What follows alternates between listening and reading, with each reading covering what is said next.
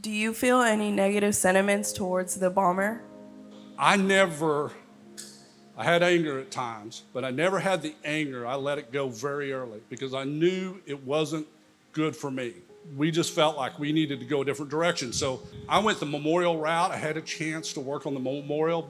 To me, that was an uplifting, positive kind of experience that we could help people heal and bring together. As he said in answering questions, how the honesty, and it was hard. It really was hard to move on and deal with the fact that he lost his mom and to not hold animosity towards the attacker. That's what I really learned today, was that it's okay to suffer, but don't suffer in silence. My mother was Virginia Thompson, and she was an employee at the Federal Credit Union on the 3rd floor.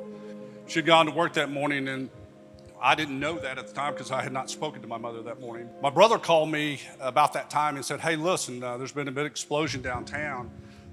You're the closest. Can you run down there? I hear it's close to Mom's building." I was the only one that had kids, and so my daughter Vanessa was younger than you at the time. She was in 6th grade, and she was Grandma's favorite. According to Grandma, number one, they were really, really tight. She was the first grandkid. And my little one was 3 years old at the time, and she really didn't have a grasp of what was going on. So that evening was the hardest moment I've ever gone through, because I had to sit her down and tell her one of the greatest persons in her life had been murdered.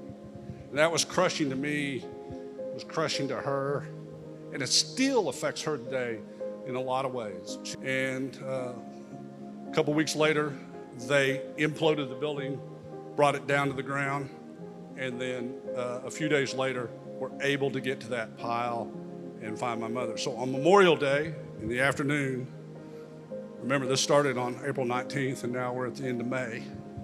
So over a month, we had to wait. It's a really hard thing to remember, but it's also very important so we can not forget and also try not to let it happen again. And I think it's a great thing to look at such a horrible event that happened and how you can still take good things out of it and how progress can move and how healing, it does take time like a tree growing, but at the end of the day, you will be all right and people will move back to a new normal. It really shows that good things can come out of bad things and how just Oklahoma came together as a whole, as a community. And it's also important to remember those we lost. From them, I hope carry that on with us.